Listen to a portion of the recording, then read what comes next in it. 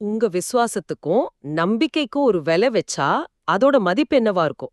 ஒருவேளை இந்த உலகத்தோட மொத்த செல்வத்தையும் உன் முன்னாடி கொட்டி உங்க ஆன்மாவோட ஒரு முக்கியமான பகுதியை விட்டு கொடுக்க சொன்னா, உம் உங்க பதில் என்னவா இருக்கும்? இது ஏதோ தத்துவ வகுப்புல கேக்குற கேள்வி மாதிரி இருக்கு. ஆனா நம்ம ஒவ்வொருத்தர் வாழ்க்கையிலயும் நாம எதிர்பார்க்காத நேரத்துல இது வேற வேற ரூபத்துல நம்ம முன்னாடி வந்து நிக்கும். ஆமா, இன்னைக்கு நாம பார்க்க போற மூல ஆதாரம் அப்படிப்பட்ட ஒரு சோதனையை தான் ரொம்ப அப்பட்டமா நம்ம கண் முன்னாடி நிறுத்துது. கதைக்களம் ஒரு மடாலியம். அங்க ரஸ்டிடியன் ஒருத்தரோட தனிப்பட்ட விவகாரத்தால ஒரு பெரிய சர்ச்சை வெடிக்குது. சரி, ஆனா அந்த சர்ச்சை வெறும் தனிநபர் சம்பந்தப்பட்டது இல்ல. அது ரெண்டு வேற வேற உலக பார்வைகளுக்கு நடுவுல நடக்கிற ஒரு சித்தாந்த மோதலா மாறுது. கரெக்ட். ஒரு பக்கம் குரு மிர்தாத் மேல அசைக்க முடியாத பக்தி வச்சிருக்க மிக்காஸ்டர், சமோரா மாதிரி ஆட்கள். அவங்கள பொறுத்த வரைக்கும் பணத்தை பாக்குறதே பாவம். சமோரா இன்னும் ஒரு படி மேல போய் பணத்தை தொட்டா என் விரல்கள் தீப்பட்டது போல எரியும் அப்படின்னு ரொம்ப ஆவேசமா சொல்றாங்க. இது ஒரு தீவிரமான ஆன்மீக நிலைப்பாடு. அதாவது பொருள் சார்ந்த உலகத்தை முழுமையா நிராகரிக்கிறது. பணம், சொத்து இதெல்லாம் ஆன்மீக பாதைக்கு பெரிய தடைன்னு அவங்க ஆழமா நம்புறாங்க. அதனாலதான் அந்த எதிர்ப்பு. இங்கதான் கதையில ஒரு சுவாரஸ்யமான திருப்பம் வருது. ஏன்னா இதுக்கு நேர் எதிரான ஒரு குரல் அதே மடாலயத்துல ஒலிக்குது. ஹிம்பிள்னு ஒருத்தர். அவரோட வாதம் முற்றிலும் வேற. கிட்டத்தட்ட இன்னைக்கு இருக்கிற கார்ப்பரேட் உலகின் குரல் மாதிரி இருக்கு. ஓ, அப்படியா? ஆமா, பணம் இல்லாம உலகத்துல எதுவும் நடக்காது. செல்வம்ங்கிறது திறமையானவங்களுக்கு கடவுள் கொடுக்கிற ஆசீர்வாதம், வறுமைங்கிறது சோம்பேறிகளுக்கு கிடைக்கிற தண்டனை அப்படின்னு வாதிடுறார். இந்த வாதம் ரொம்ப சக்தி வாய்ந்தது இல்லையா? உழைப்பு, திறமை, வெற்றி அப்படின்னு ஒரு நேர்கோட்ல அது போகுது. இந்த தகுதியாட்சி தத்துவம் இன்னைக்கு உலகம் முழுக்க ஏத்துக்கிட்ட ஒன்ன. உங்க திறமைக்கு அங்கீகாரம் கிடைக்குது, அதுக்கு பேரு செல்வம். இதுல என்ன தப்புன்னு கேக்குற மாதிரி இருக்கு. ஆனா இதுல ஒரு இருண்ட பக்கம் இருக்குன்னு சொல்றீங்க. நிச்சயமா. இந்த தத்துவத்தின்படி ஒருத்தர் ஏழையா இருந்தா அதுக்கு காரணம் அவரோட சோம்பேறித்தனம் இல்லனா திறமையின்மை. இது சமூக சூழ்நிலைகள், வாய்ப்புகள், பிறப்பால் வர்ற ஏற்றத்தாழ்வுகள் எல்லாத்தையும் நிராகரிக்குது. ஒருத்தரை வெற்றியாளராகவும் இன்னொருத்தரை தோல்வியாளராகவும் முத்திர குத்திருது. இந்த ரெண்டு சித்தாந்தங்களும் மோதிர எடுக்கிறதானா தன் அதிகாரத்தை இழந்த சமாதம்ங்கிற பாத்திரம் உள்ள வருது. அவர் வெறும் விவாதத்தோட நிறுத்தல, ஹிம்பலோட தத்துவத்தை ஒரு சோதனை களத்துல இறக்கி பார்க்க நினைக்கிறார். விசுவாசத்தை விலக்கு வாங்க முடியுமான ஒரு முயற்சி. அந்த முயற்சி என்ன ஆச்சு? ஒரு மனுஷனோட அசைக்க முடியாத நம்பிக்கை எப்படி சோதிக்கப்பட்டது? வாங்க இதை இன்னும் ஆழமா பார்க்கலாம். சமாதம் தன்னோட இழந்த செல்வாக்க எப்படியாவது திரும்ப பெறணும் முடிவு பண்றாரு. அதுக்காக அவர் தேர்ந்தெடுக்கிற வழி ரொம்ப தந்திரமானது, ரகசியமானது. அவர் நேரா மடாலியத்தோட வரலாற்று பதிவாளரான நரோண்டாவ, அதாவது உங்களை தான் அறைக்கு தனியா கூப்பிடுறார். இந்த தனிப்பட்ட அழைப்பே ரொம்ப முக்கியம். எந்த ஒரு நேர்மையற்ற ஒப்பந்தமும் பொதுவெளியில நடக்காது. அது எப்பவுமே மூடிய கதவுகளுக்கு பின்னாலதான் நடக்கும். அந்த ரகசியம்தான் அதோட முதல் பலம். ஆமா, அறைக்குள்ள போனதும் சமாதம் சுத்தி வளைச்சு பேசல. நேரடியா உங்க பலவீனத்தை தாக்குறார். உங்க குடும்பத்தோட வறுமைய சுட்டி காட்டுறார். அவர் சொன்ன வார்த்தைகள் அப்படியே இதோ: நீ ஒரு ஏழையின் புதல்வன், உன் தந்தைக்கு நிலம் இல்ல, அவர் தன் மனைவி மற்றும் 7 குழந்தைகளோட சாப்பாட்டுக்கே வழி இல்லாம தவிச்சிட்டு இருக்கார் இல்லையா? வாவ், இது ஒரு கேள்வி மாதிரி இல்ல, ஒரு குற்றப்பத்திரிக்கை மாதிரி இருக்கு. மிக சரியா சொன்னீங்க. அவர் உங்க நிலையை உங்களுக்கு ஞாபகப்படுத்தல, அதை உங்க மேல ஒரு பாரமா ஏத்துறார். இது ஒரு உளவியல் அழுத்தம். நீ இங்க குருசேவைன்னு சொல்லிட்டு இருக்க, ஆனா உன்னை பெத்த அப்பா அங்க பட்டினியில வாழ்றாருன்னு சொல்லாம சொல்றார். குற்ற உணர்வையும் குடும்ப பொறுப்பையும் ஒரே நேரத்துல தூண்டி விடுறார். ஆமா. அந்த அழுத்தத்தை ஏத்துனதுக்கு அப்புறமும் ஒரு நம்ப முடியாத சலுகையும் முன்வைக்கிறார். பாதகன் மிர்தாத்த கை கழுவி விடு, உன் தந்தைக்கு நான் இலவசமா நிலங்கள் தர்றேன், அவரோட தானிய களஞ்சியங்கள்ல தானியங்கள் நிறைய சேமிக்க உதவுறேன்றார். யோசிச்சு பாருங்க, இது வெறும் பணம் இல்ல, இது ஒரு வாழ்நாள் பிரச்சனைக்கு நிரந்தர தீர்வு. இதுதான் அந்த சலுகையோட கொடூரமான அழகு. அவர் 2 விஷயத்த ஒரே நேரத்துல செய்றார். ஒன்னு, உங்க குருவான மிர்தாத்த பாதகன்னு இழிவுபடுத்துறார். இது உங்க நம்பிக்கையோட அடித்தளத்தையே அசைச்சு பார்க்கிற முயற்சி. 2வது, உங்க குடும்பத்தோட பல தலைமுறை பசிய போக்கக்கூடிய ஒரு தீர்வை கொடுக்கிறார். நிலம், தானியம், இது ஒரு கனவு. அதோட ஒரு நிபந்தனையும் வைக்கிறார். இதை யாரினமும் சொல்லாத, நான் உதவுகிறேன், வெளியே தெரிஞ்சா எல்லோரும் உதவி கேட்டு வருவாங்க அப்படின்னு சொல்லி இதை ஒரு ரகசிய உதவியா மாத்துறார். இது ஏன் இவ்ளோ முக்கியம்? என்ன ரகசியம் உங்களை தனிமைப்படுத்திடும். நீங்க யாரிடமும் ஆலோசனை கேட்க முடியாது. உங்க மனசாட்சியோட மட்டுமே நீங்க போராடணும். அது மட்டும் இல்ல, நான் உனக்கு மட்டும் ரகசியமா உதவுறேன்னு சொல்றது உங்களை ஒரு ஸ்பெஷலான ஆளா உணர வைக்கிற ஒரு தந்திரம். இது வெறும் லஞ்சம் என்பதை தாண்டி ஒரு உளவியல் யுத்தமா மாறுது. உன் கொள்கை பெரியதா இல்ல உன் குடும்பத்தோட பசி பெரியதா என்ற கேள்வி பூதாகாரமா உங்க முன்னாடி நிக்குது. இது ஹிம்பிள் பொதுவெளியில விவாதிச்ச அந்த தத்துவத்தோட செயல் வடிவம் மாதிரி இல்லையா? அருமையான இணைப்பு. அதுதான் இதுல இருக்கிற ஆழம். ஹிம்பிள் தத்துவமா பேசுனது சமாதம் ஒரு தனி அறையில சோதனையா மாத்துறார். பணம் தான் எல்லாம், அதுதான் திறமைக்கு கிடைக்கிற பரிசுங்கிற தத்துவம் இப்போ உங்க விசுவாசத்தை விலைக்கு வாங்குற ஒரு ஆயுதமா மாறுது. அந்த சோதனைக்கு உங்க பதில் என்னவா இருந்துச்சு? இவ்ளோ பெரிய சலுகை, இவ்வளவு அழுத்தத்துக்கும் பிறகும் நீங்க ரொம்ப உறுதியா மறுத்துட்டீங்க.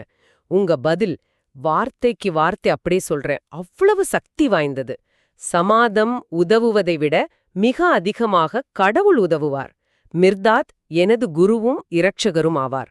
அவரை கைவிடுவதை விட என் உயிரையே விட்டுவிட சித்தமாக இருக்கிறேன். ஒரு நிமிஷம் இதை உள்வாங்குவோம். இது வெறும் மறுப்பு இல்ல. இல்லவே இல்ல. இது ஒரு பிரகடனம், ஒரு ஆன்மாவோட சக்தி வாய்ந்த முழக்கம். உங்க விசுவாசம் விற்பனைக்கு இல்லைன்னு ஆணித்தரமா சொல்றீங்க. கடவுள் உதவுவார்னு சொல்றது மூலமா உங்க நம்பிக்கையோட ஆதாரம் சமாதம் கொடுக்கற நிலத்திலேயோ தானியத்திலேயோ இல்ல, அது பொருள் கடந்த ஒரு சக்தியின் மேல இருக்குன்னு தெளிவுபடுத்துறீங்க. அந்த நொடியில சமாதோட பணபலம் உங்க ஆன்மா பலத்துக்கு முன்னாடி தோத்து போகுது. அதோட நீங்க நிறுத்தல. மடாலயத்தை பொறுத்தவரை எனது அறிவுக்கும் தகுதிக்கும் ஏற்றபடி நல்ல நம்பிக்கையுடன் பணியாற்றி வருவேன் அப்படின்னு அவர்கிட்ட உறுதியளிக்கிறீங்க. ஆமா, அதுவும் முக்கியம். ஏன்னா இதன் மூலம் நான் என் கடமையை சரியா செய்வேன், ஆனா என் ஆன்மாவை விற்க மாட்டேன்னு தெளிவுபடுத்துறீங்க. இது ஒரு விதத்துல ஹிம்பலோட தத்துவத்துக்கு நீங்க கொடுக்கிற பதில். என் திறமைக்கு நான் உண்மையா இருப்பேன், ஆனா அதை விலைக்கு விற்க மாட்டேன்னு சொல்றீங்க. அந்த அறைக்குள்ள நடந்த அந்த உரையாடல், அதுதான் அந்த மடாலயத்துல நிலவுற 2 உலக பார்வைகளுக்கு இடையிலான போரோட உச்சகட்டம். கரெக்ட். பொருள் சார்ந்த உலகம் தோற்கடிக்கப்படுது, நம்பிக்கை சார்ந்த உலகம் ஜெயிக்குது. ஆனா சமாதம் அவ்வளவு சீக்கிரம் முயற்சியை கைவிட்ட மாதிரி தெரியல. உங்ககிட்ட தோத்தாலும் வேற வழிகள்ல முயற்சி பண்ணிருக்கார். ஆமா, மூலக்குறிப்பும் அதையும் சொல்லுது. உங்களை போலவே மற்ற தோடர்களையும் அவர் அணுகி ஆசை காட்டி தம் பக்கம் இழுக்க முயற்சி செஞ்சதா பின்னால உங்களுக்கு தெரிய வருது. ஆனா அந்த முயற்சிகளோட முடிவு என்ன ஆச்சுங்கிறது ஒரு மர்மமாவே விடப்படுது. இதுதான் கதையை இன்னும் ஆழமாக்குது. ஒருவேளை சிலர் அந்த சலுகையை ஏத்துக்கிட்டு இருக்கலாமோ, இல்ல எல்லாரும் உங்கள மாதிரி மறுத்தாங்களா, அது பதிவு செய்யப்படல. சரிதான். அந்த மர்மம் மனித இயல்போட கணிக்க முடியாத தன்மையை நமக்கு காட்டுது. எல்லாரும் ஒரே சோதனையை ஒரே மாதிரி எதிர்கொள்றதில்ல.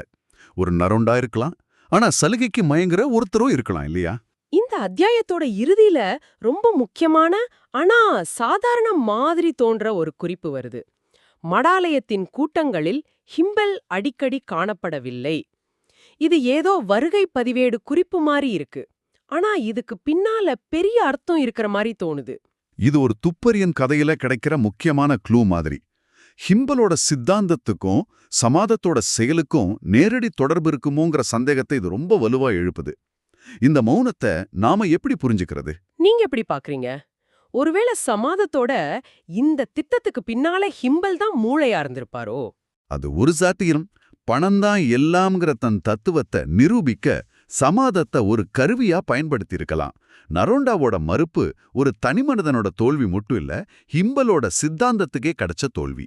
அந்த அவமானத்துல அவர் பொது வழியிலிருந்து ஒதுங்கி இருக்கலாம். இது முதல் சாத்தியம். ஆனா இதுக்கு வேற ஒரு கோணமும் இருக்க வாய்ப்பு இருக்கா? ஒருவேளை அவர் குற்ற உணர்ச்சியில ஒதுங்கி இருக்கலாமா? அது ரெண்டாவது இன்னும் சிக்கலான சாத்தியம். சித்தாந்தமா பேசுறது வேற, அதுவே ஒருத்தரோட ஆன்மாவை சிதைக்கிற ஆயுதமா மாறுறத பாக்குறது வேற. ஹிம்பல் ஒருவேளை தன் வார்த்தைகள் இவ்ளோ மோசமா பயன்படுத்தப்படுறத கண்டு அதிர்ச்சி அடைஞ்சிருக்கலாம். நான் நினைச்சது இது இல்ல அப்படிங்கிற குற்ற உணர்ச்சியிலையோ விரக்தியிலையோ அவர் கூட்டங்கள்ல இருந்து ஒதுங்கி இருக்கலாம். அப்போ அவரோட மௌனம் சம்மதத்தோட அறிகுறியாவும் இருக்கலாம், இல்லனா எதிர்ப்போட அறிகுறியாவும் இருக்கலாம். நம்மால உறுதியா சொல்ல முடியல. கரெக்டா சொன்னீங்க. அந்த மௌனம் பல பதில்களை விட ஆழமான கேள்விகளை எழுப்புது. ஒரு சித்தாந்தம் அதை உருவாக்குனவரோட கட்டுப்பாட்டை மீறி எப்படி செயல்பட தொடங்குதுங்கிறதுக்கு இது ஒரு சிறந்த உதாரணம். ஆக இன்னைக்கு நாம பார்த்தது ஒரு அமைதியான யுத்தம். ஒரு மனுஷனோட அசைக்க முடியாத நம்பிக்கைக்கும் இந்த உலகத்தோட மிகப்பெரிய சலுகைக்கும் நடுல நடந்தது. உண்மையான பலம்ங்கிறது வெளிப்புற சூழ்நிலைகள்லயோ நம்ம கிட்ட இருக்கிற பொருட்கள்லயோ இல்ல, அது நமக்கு உள்ளே இருக்கிற அசைக்க முடியாத ஒண்ணுல இருக்குங்கிறது இந்த கதை ஆழமா உணர்த்துது. ஆமாம். மேலும் இது லஞ்சம்ங்கிற கருத்தையும் விரிவுபடுத்துது. லஞ்சம்னா பணமோ பொருளோ மட்டும்தான் இருக்கணும்னு இல்ல. சில நேரங்கள்ல அது பாதுகாப்பா, அங்கீகாரமா, இல்லனா ஒருவித பயத்தோட விடுதலையாக கூட இருக்கலாம். ஒவ்வொரு நாளும் நாம எல்லாருமே இது மாதிரி கண்ணுக்கு தெரியாத சோதனைகளை எதிர்கொள்றோம். நம்ம கொள்கைகளை கொஞ்சம் தளர்த்திக்கிட்டா ஒரு பெரிய நன்மை கிடைக்குங்கிற சலுகை, ஒரு சின்ன பொய்ய சொன்னா ஒரு பெரிய சங்கடத்துல இருந்து தப்பிச்சிடலாங்கிற சலுகை, இது நம்ம அன்றாட வாழ்க்கையில நடக்கிற நருண்டாவோட சோதனை தான். மிகச்சரி. அந்த சமயங்கள்ல நரோண்டாவாகியும் நீங்க எடுத்த முடிவு நமக்கு ஒரு வழிகாட்டியா இருக்கு. எந்த சலுகைக்காகவும் நம்ம ஆன்மாவோட மையத்தை, அந்த அசைக்க முடியாத உன்னை விட்டு கொடுக்க கூடாதுன்னு அது நினைவூட்டுது. இறுதியா ஒரு சிந்தனை. உண்மையான செல்வங்கிறது உங்ககிட்ட என்ன இருக்குங்கிறது இல்ல, விலை மதிப்பற்றதா நீங்க எதை கருதுறீங்கிறது தான். நீங்க எதை ஒருபோதும் எந்த சூழ்நிலையிலையும் விட்டு கொடுக்க மாட்டீங்களோ அதுவே உங்க உண்மையான சொத்து. அது உங்க குடும்பமா இருக்கலாம், உங்க நேர்மையா இருக்கலாம், இல்ல உங்க நம்பிக்கையா இருக்கலாம். அந்த சொத்து உங்ககிட்ட இருக்கிற வரைக்கும் நீங்க ஏழை இல்ல. இந்த மடாலிய கதைப்படி நரோண்டா தான் உண்மையான செல்வந்தர், சமாந்தம் அல்ல. இந்த கதை இன்னொரு கேள்வியும் நாம முன்னாடி வைக்குது. சமாதாம் நரோண்டாவை அணுகினப்போ நரோண்டாவுக்கு தன் கொள்கை மேல ஒரு தெளிவு இருந்துச்சு. அதனால அவரால உறுதியா மறுக்க முடிஞ்சது.